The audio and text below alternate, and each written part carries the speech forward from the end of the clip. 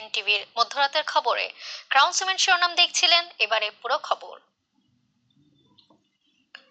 আগামী রমজানের আগেই ত্রয়োদশ জাতীয় সংসদ নির্বাচনের প্রস্তুতি ও বাস্তবায়নের রোডম্যাপ ঘোষণা করেছে নির্বাচন কমিশন।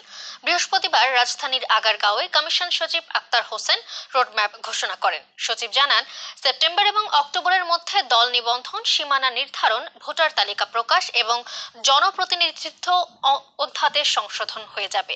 নিয়ামুল আজিজ সাদিকের রিপোর্ট।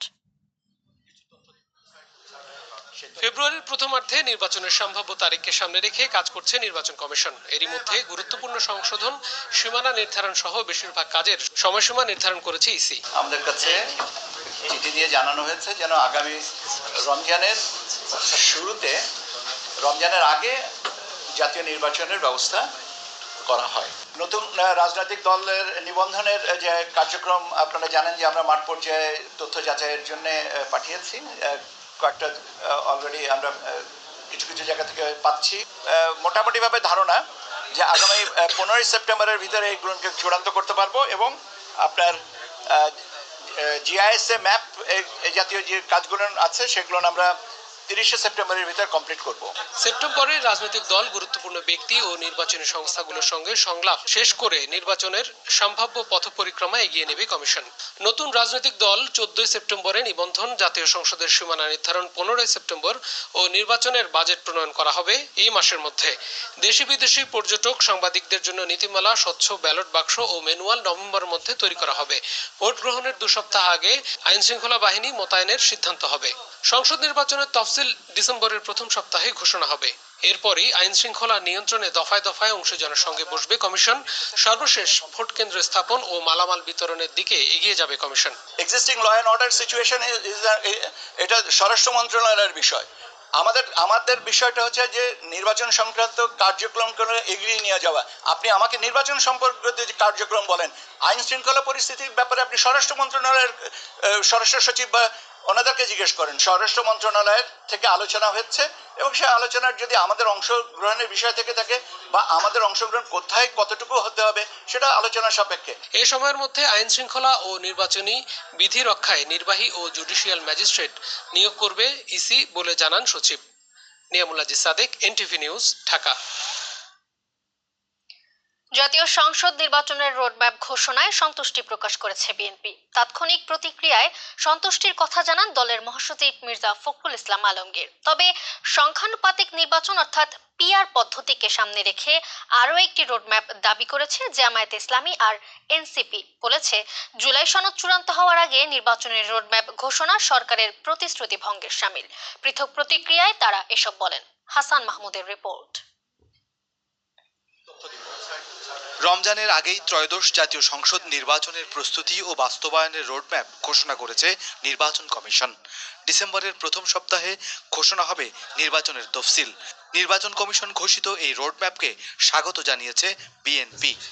আমি খুব খুশি, মানুষ এই অনিশ্চয়তা থেকে বেরিয়ে আসার জন্য নির্বাচনটা চাচ্ছে ভীষণভাবে। সব ধরনের মানুষ, নট অনলি যে আমরা রাজনৈতিক দলগুলো চাচ্ছি, এভরিবডি। আপনার ইভেন এই পানের দোকানদার থেকে শুরু করে একদম ইন্ডাস্ট্রিয়ালিস্ট পর্যন্ত, they want that this election should be done immediately. রোডম্যাপকে বিএনপি স্বাগত জানালেও জামায়াতে ইসলামী বলছে দেশের মানুষ যেন তেন নির্বাচন চায় না। সংখ্যানুপাতিক নির্বাচন অর্থাৎ পিআর পদ্ধতির যৌক্তিকতা উল্লেখ করে প্রেস ক্লাবে এক অনুষ্ঠানে দেয়া বক্তব্যে জামায়াত নেতারা পিআরকে সামনে রেখে আরও একটি নির্বাচনী রোডম্যাপ দাবি করেন। পিআর নিয়ে আলোচনা করে আপনি বুঝেন না বললে তো চলবে না। আমরা যারা বুঝি তাদেরটা কি হবে, আসেন আলোচনা করেন। ইলেকশন কমিশনকে বলবো পিআর পদ্ধতিকে সামনে রেখে নির্বাচনের রোডম্যাপ ঠিক করেন। ট্র্যাডিশনালটা করছেন তো, আপত্তি নেই, আপনারা করেন। আমাদের পিআরকে নিয়ে আর একটা করেন। এদিকে বাংলা মোটরের দলীয় কার্যালয়ে করা এক সংবাদ সম্মেলন থেকে এনসিপি বলেছে, রোডম্যাপ ঘোষণা ইতিবাচক, তবে সনদ বাস্তবায়নের প্রক্রিয়া চূড়ান্ত না করে নির্বাচনের প্রস্তুতি গ্রহণ ভবিষ্যতে সংকট তৈরি করতে পারে। আমরা আশা করেছিলাম এর নির্বাচনী রোডম্যাপ প্রকাশের পূর্বে সরকার সংস্কার বিষয়ক পর্যাপ্ত অগ্রগতি রোডম্যাপ প্রকাশ করবে, কিন্তু আমরা হতাশার সাথে লক্ষ্য করছি অজানা কারণে ঐকমত্য কমিশনের পরবর্তী দফার বৈঠক পেছানো হয়েছে এবং এখনও জুলাই সনদের আইনি ভিত্তি দেওয়ার বিষয় নির্ধারণ করা হয়নি। এনসিপি বলছে যত দ্রুত জুলাই সনদের আইনি ভিত্তি হবে তত দ্রুত নির্বাচনের দিকে যাওয়া সম্ভব হবে। Hasan Mahmud, NTV news, Dhaka. আইন শৃঙ্খলা রক্ষাকারী বাহিনী ও বিশ্ববিদ্যালয় প্রশাসনের তত্ত্বাবধানে শান্তিপূর্ণ ও উৎসবমুখর পরিবেশে নির্বাচন হবে উল্লেখ করে ডাকসু, জাকসু এবং রাকসু নির্বাচনে সেনাবাহিনী মোতায়েনের সম্ভাবনা নাকচ করেছে আন্তঃবাহিনী জনসংযোগ পরিদপ্তর আইএসপিআর। এক বিবৃতিতে আইএসপিআর জানিয়েছে, সম্প্রতি বিভিন্ন গণমাধ্যম ও সামাজিক যোগাযোগ মাধ্যমে বিশ্ববিদ্যালয় সমূহের আসন্ন ছাত্র সংসদ নির্বাচনকে কেন্দ্র করে সেনাবাহিনী মোতায়েন সংক্রান্ত সংবাদ প্রচারিত হচ্ছে, যা সেনাবাহিনীর দৃষ্টিগোচর হয়েছে। সরকারের পক্ষ থেকে সেনাবাহিনীকে এসব নির্বাচনে দায়িত্ব পালনের বিষয়ে কোনো নির্দেশনা দেওয়া হয়নি এবং ভবিষ্যতে এ ধরনের কোনো দায়িত্ব সম্পৃক্ত হবার সুযোগও নেই। উল্লেখ্য, ডাকসু নির্বাচনের দিন সেনাবাহিনী স্ট্রাইকিং ফোর্স হিসেবে দায়িত্ব পালন করবে বলে বিশ্ববিদ্যালয় কর্তৃপক্ষ জানিয়েছে। গত 26 আগস্ট ডাকসু নির্বাচনে ভিপি ও জিএস প্রার্থীদের সঙ্গে রিটার্নিং কর্মকর্তাদের সভায় এ সিদ্ধান্ত নেওয়া হয়। শিক্ষা ও গবেষণার মাধ্যমে নিরাপদ ও নারী শিক্ষার্থী বান্ধব ক্যাম্পাস, কার্যকর ডাকসু ও আন্তর্জাতিক পরিসরে বিশ্ববিদ্যালয়ের সম্পৃক্ততা সহ 10 দফা অঙ্গীকারের নির্বাচনী ইশতেহার ঘোষণা করেছে ছাত্রদল সমর্থিত প্যানেল। এদিকে নির্বাচন কমিশন এখনো পক্ষপাতিত্ব করছে বলে অভিযোগ করেছেন শিবির, বৈষম্য বিরোধী শিক্ষার্থী সংসদের প্রার্থীরা। এদিকে সেনাবাহিনী মোতায়েনের বিষয়ে নিজের বক্তব্যের ব্যাখ্যা দিয়েছেন ডাকসু নির্বাচনের চিফ রিটার্নিং কর্মকর্তা নূর হোসেনের রিপোর্ট। লিফলেট হাতে ভোটারদের কাছে ডাকসু নির্বাচনের প্রার্থীরা ভোট চাওয়ার পাশাপাশি দিচ্ছেন নানা প্রতিশ্রুতি।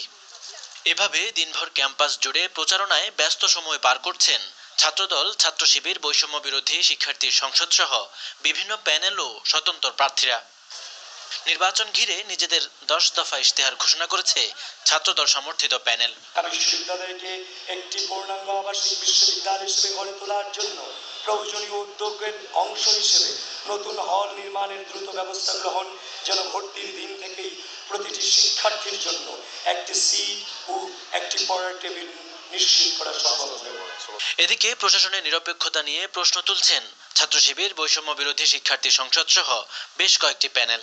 আমরা বারবার উদ্বিগ্নতা প্রকাশ করছি বিশ্ববিদ্যালয়ে আমাদের নির্বাচন কমিশনের সামগ্রিক তাদের অ্যাক্টিভিটি এবং তাদের পক্ষপাতিত্বমূলক আচরণ দেখে। মূল সংখ্যাটা মূলত নির্বাচন কমিশনকে নিয়ে। এই নির্বাচন কমিশন ইতিমধ্যে নিরপেক্ষতা হারিয়েছেন। শিক্ষার্থীরা আশঙ্কা করছে আসন্ন ডাকসু নির্বাচন সুষ্ঠু হয় কিনা সেই বিষয়টি নিয়ে। ভোটের দিন বিশ্ববিদ্যালয়ে প্রবেশ পথে সেনা সদস্যদের উপস্থিতির সিদ্ধান্তের বিষয়ে ব্যাখ্যা দিয়েছেন চিফ রিটার্নিং কর্মকর্তা। সেনাবাহিনীর সাথে যোগাযোগ করার আমাদের দরকার নেই। এখন তারা তো অলরেডি স্ট্রাইকিং ফোর্স হিসাবে কাজ করতেছে বিভিন্ন বাহিনীর সাথে।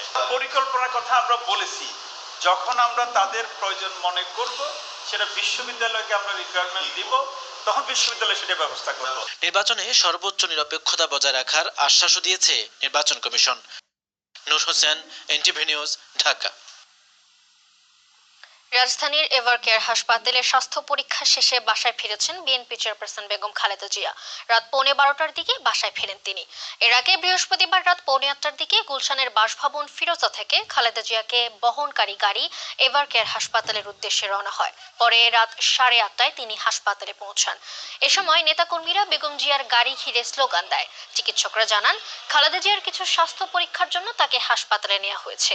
তার ব্যক্তিগত চিকিৎসক ডক্টর এজাএম জাহিদ হোসেন বলেন, হাসিনা আমলে কারাগারে সঠিক চিকিৎসা দেওয়া হয়নি বেগম খালেদা জিয়াকে।